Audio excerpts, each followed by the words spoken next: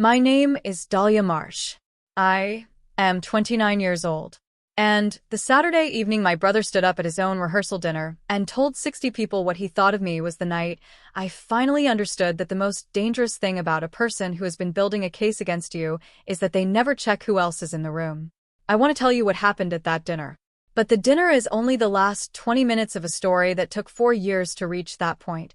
And if I start there, you will miss the part that matters, which is not the speech my brother gave, and not the woman who stepped forward when he finished, but the specific, accumulated weight of everything that made that room the room it was when he stood up.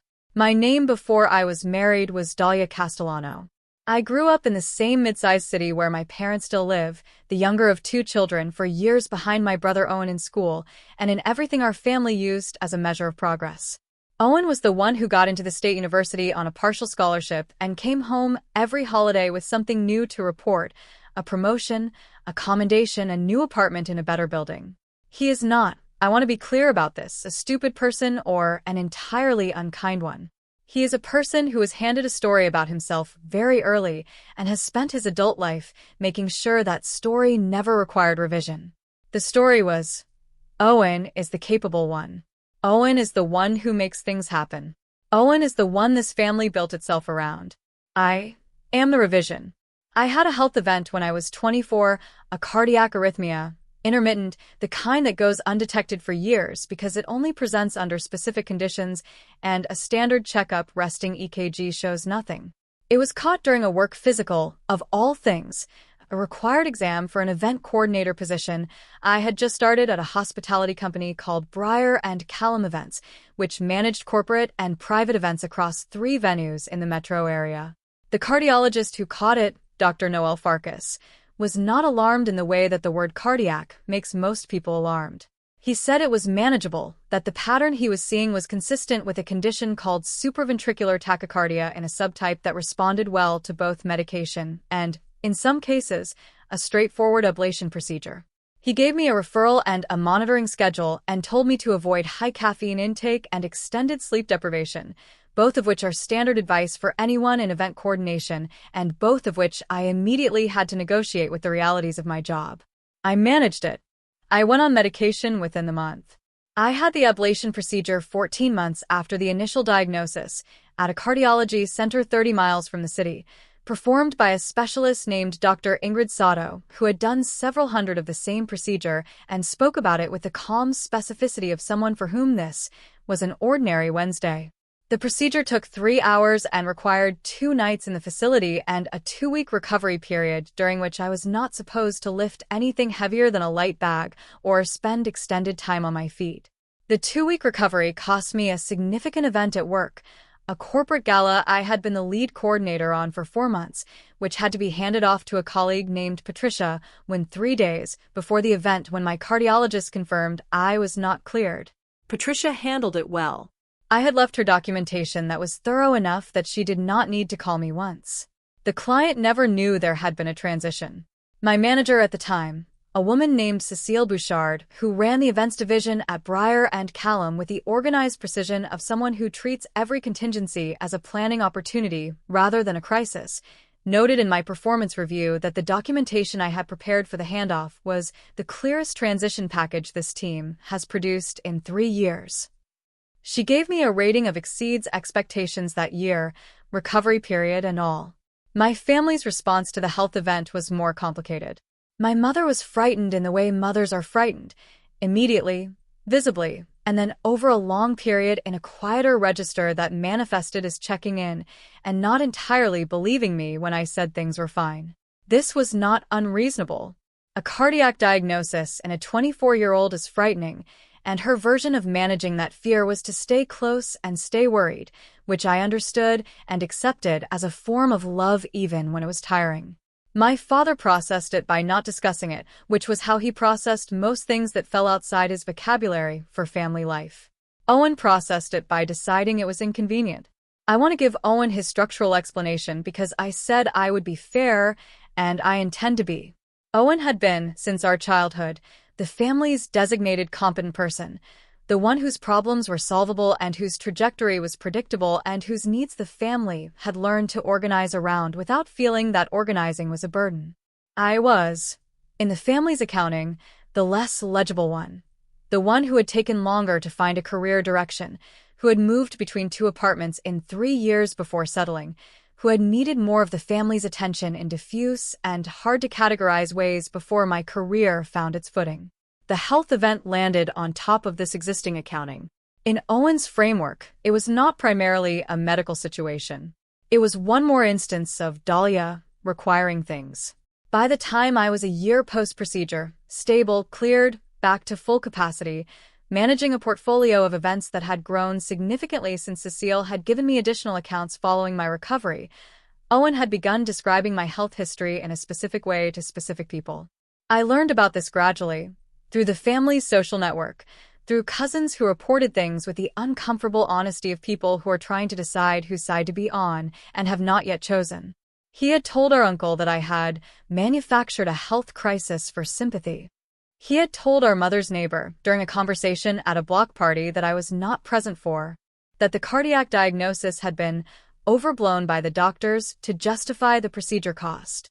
He had told his fiancée, Renee, this I learned much later from Renee herself, that I had cost the family close to $40,000 in worry and accommodation over the years, a figure he had arrived at through a calculation I have never been able to fully reconstruct, which appeared to include my mother's therapy sessions from 3 years prior to the health event, a family vacation that was shortened for reasons unrelated to me, and an ambiguous category he called disruption costs. $40,000. He had a number. He had been carrying it around for at least a year before he said it out loud. I did not know about the number until he said it at the rehearsal dinner. I knew about the general shape of his position, knew that he thought I was a burden, knew that he had been circulating a version of me to his social network that I would not have recognized as myself. I had been managing this the way I managed event logistics, with documentation, with patience, and with the understanding that the moment for a direct confrontation had not yet arrived, and that forcing it before the conditions were right would produce a worse outcome than waiting. What I did not expect was that he would choose his own rehearsal dinner as the venue. Breyer and Callum Events managed the venue where Owen's rehearsal dinner was held, a private event room on the second floor of a restaurant called the Alderton, which the company had a contract with for private functions. I had coordinated 14 events in that room over 3 years. I knew the layout, the acoustics, the way the sound carried from the head of the table to the back of the room, the specific angle at which the side door to the service corridor was visible from every seat. I knew the staff.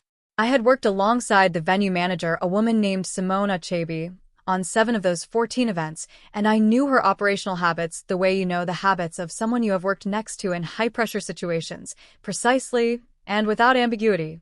I was at Owen's rehearsal dinner as a family guest, not as a professional. I was seated at a table near the middle of the room, between my cousin Fran and an empty chair that had been assigned to a groomsman who arrived late. I was wearing a dress I had bought in September and had not worn yet. I had driven myself because I had learned over the years that having my own car at family events gave me an exit that did not require explanation. The dinner had been running for about an hour when Owen stood up. He stood with a glass in his hand, which is the standard signal for a toast, and the room quieted with the expectant quality of a room waiting for something pleasant. 60 people. Round tables with candles and white linens. The kind of warm ambient noise that a well-run private event room produces. Low music, conversation, the sound of a good evening settling into itself. He began by thanking people. He thanked Renee's parents. He thanked his groomsmen. He thanked the venue, which produced a small ripple of acknowledgement around the room. He said something about the following day, about what it meant to be standing at this particular threshold in his life. He was, for the first 3 or 4 minutes, performing the expected function of a person giving a toast at their own rehearsal dinner. Then he turned toward where I was sitting. He said he wanted to take a moment to address something that had been on his mind. He said that when you build a life, you become aware of the things that have cost you along the way, the energy, the resources, the years of managing situations that did not need to be as complicated as they became. He said that our family had spent a significant portion of the past several years managing what he called a pattern of manufacture crisis, and that he thought it was important with the people closest to him present to name that pattern and to say that going forward, as he and Renee built their life, it would not be part of the structure they were building. He said I had cost our family over $40,000 in what he described as fake medical drama. He said, "She has never once done anything for this family." 60 people heard both sentences. Renee, at the head table, was looking at the tablecloth. I watched her look at it, the specific quality of someone who has heard something said out loud that they have heard privately and have been waiting to see arrive in the world, and do not know now that it has arrived what they feel about it. I put both hands flat on my knees under the table. I felt the fabric of my dress against my palms. I looked at the candle in the center of my table, and I kept my eyes there, and I breathed once, with control, through my nose, and I did not stand up, because I had seen Simone step into the side doorway. She had come in through the service corridor, which is how the venue staff enter the room during events to avoid disrupting the flow, a door on the east wall, set slightly back from the main dining area, visible from the center of the room if you know where to look. She was in her work clothes, the Alderton's black and navy uniform that the private event staff wear, and she had her operations tablet in her left hand. The tablet runs the venue's event management software, which includes an audio monitoring function, a feature the venue uses to track ambient sound levels during events, to manage noise complaints from adjacent spaces, and to document anything that requires incident reporting. Simone runs it as a matter of routine on every event she manages. She had been in the service corridor when Owen began his speech. She had heard the first part through the door. She had opened the door and stepped into the frame, not fully into the room, just into the visible edge of the doorway, and she was standing there with a tablet in her hand and the audio function running, and she was watching. I had not told her to be there. I had not known she was working that evening. I had not looked at the event assignment schedule because I was a guest, not a coordinator, and I had made a deliberate effort to leave my professional relationship with the venue at the professional door. She was there because she was the manager on duty. She was monitoring because that was her operational practice. She stepped into the doorway because she heard something that her professional judgment told her required documentation. Owen finished his speech.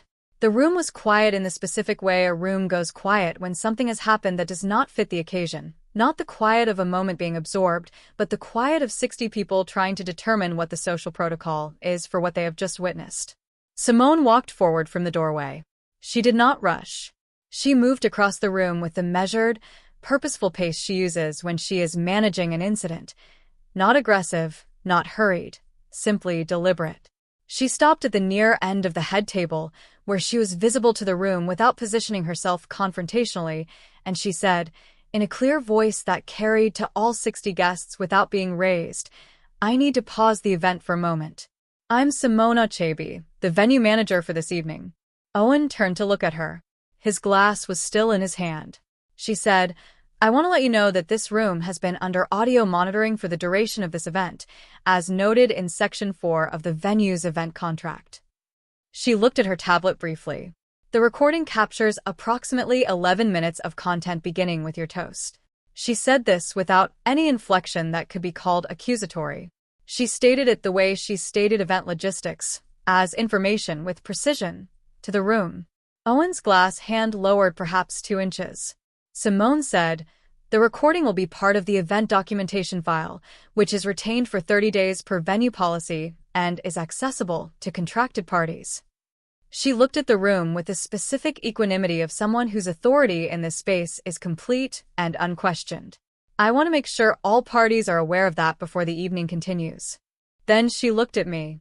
Not for long, a glance, the kind that carries acknowledgement without comment, the kind that passes between two people who have worked together in enough high-pressure rooms to communicate clearly without speaking. Then she looked back at the room and said, "Please continue enjoying the evening," and walked back toward the side door with her tablet under her arm. The room did not immediately continue enjoying the evening. Owen sat down.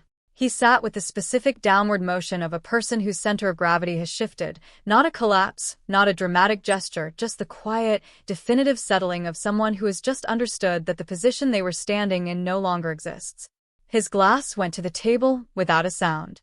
His hands went flat next to it. Renee, at the head table, had straightened up. I watched her posture change.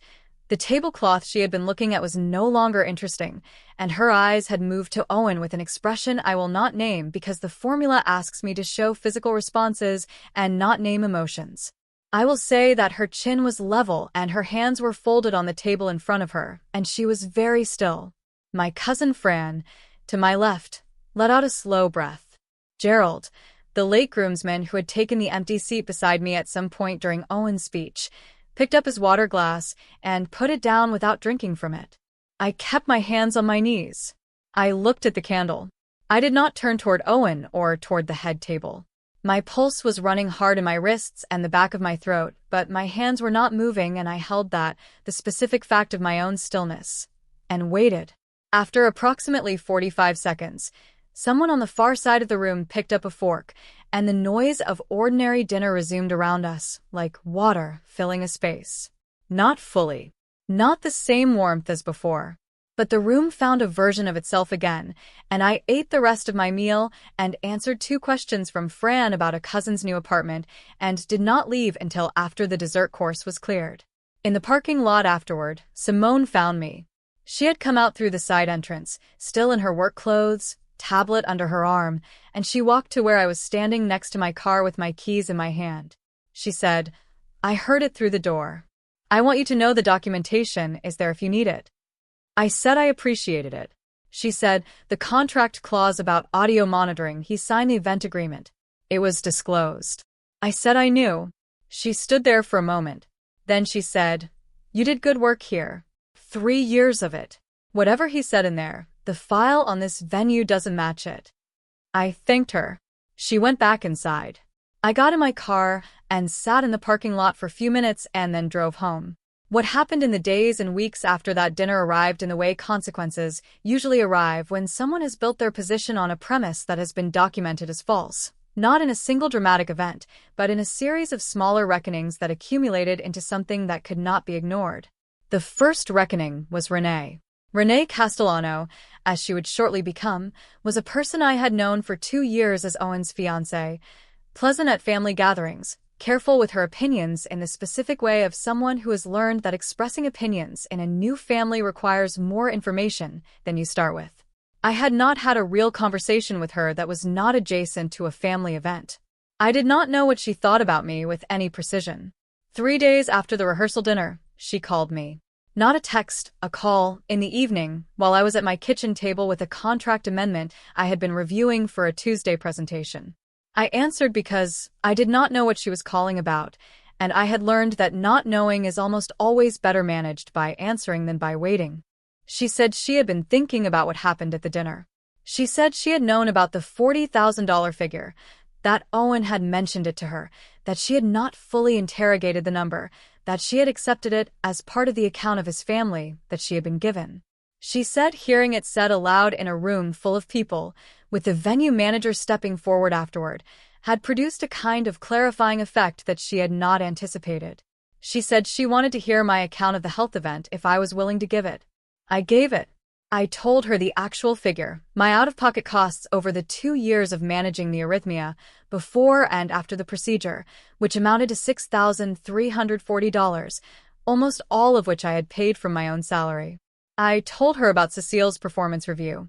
I told her about the 14 events I had coordinated at the Aldern, about Simone's working habits, about what the audio monitoring clause in the venue contract actually said, and what it meant for the recording that now existed.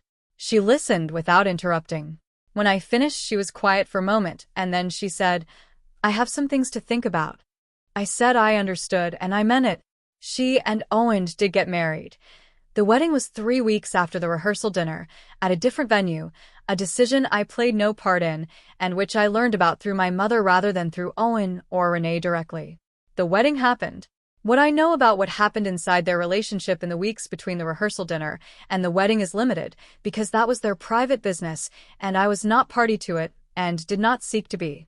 Renee attended the wedding and said her vows and became Owen's wife, and whatever she had decided to think about, she had thought about it in private and in her own time.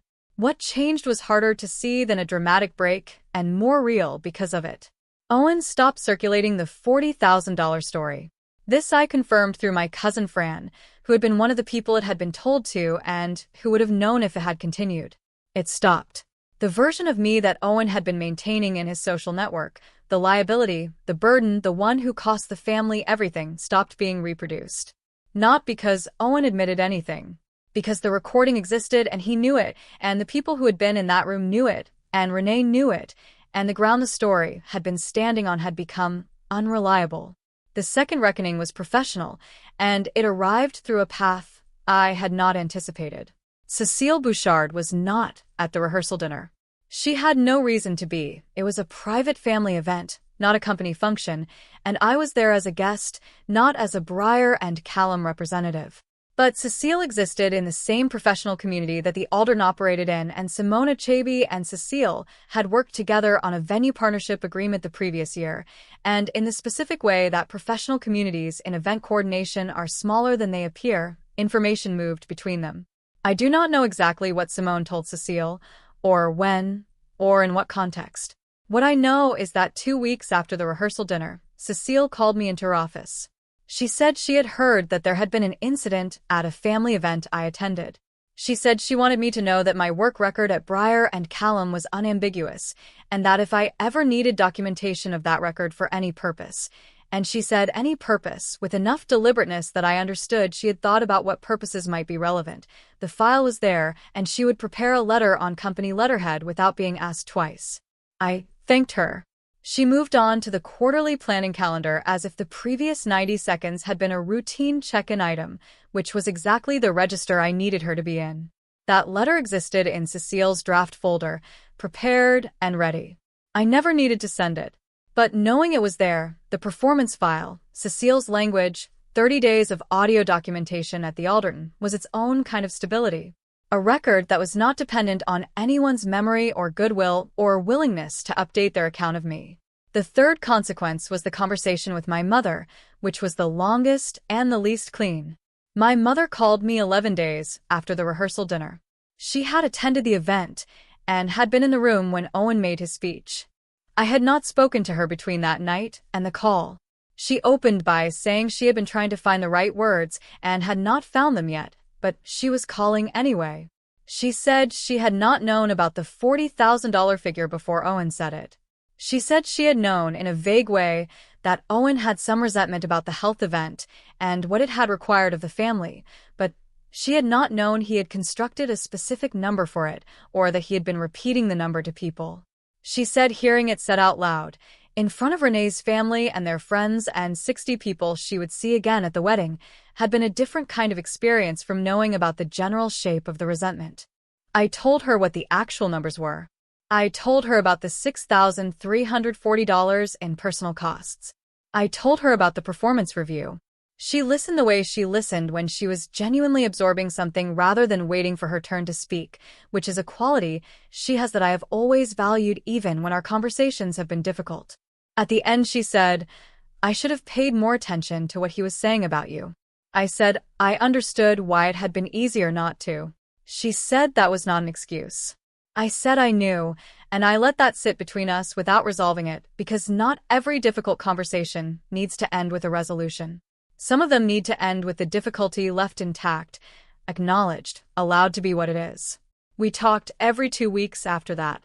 Not always about Owen or the rehearsal dinner, sometimes about her garden, her book club, the neighbor's renovation that had been ongoing for what felt like a decade. But the rehearsal dinner was there underneath the ordinary things, the way significant events are always there, and we stopped talking around it in the way we had been talking around it for 2 years before it happened. Owen did not call me. I did not expect him to. I was not, in the months following the rehearsal dinner, building toward a reconciliation that required his participation. I was building toward a life in which the story I was the subject of was accurate, and that did not require him to participate.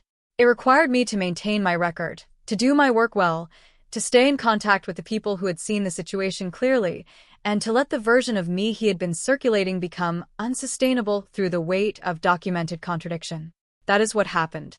Not quickly and not without cost, but with a completeness that dramatic confrontation rarely produces, because it was built on something that could not be revised after the fact.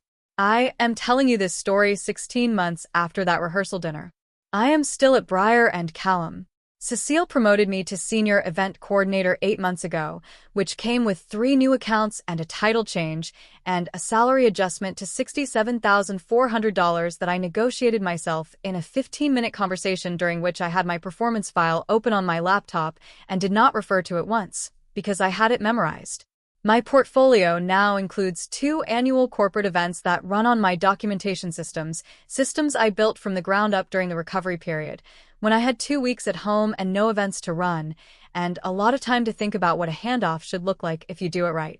Simona Chaby is still the venue manager at the OWN. We work together 3 or 4 times a year.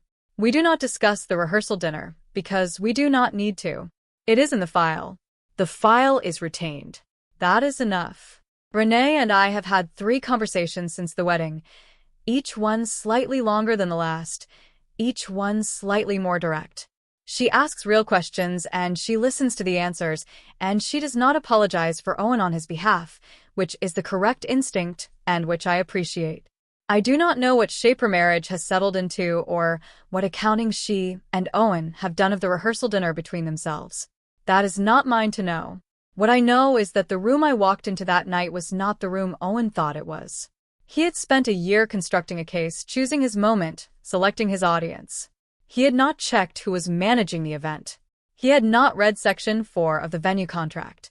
He had not considered that the woman sitting at the center table in the September dress had coordinated 14 events in that room and knew exactly where the side door was and exactly what the tablet in the venue manager's hand was running.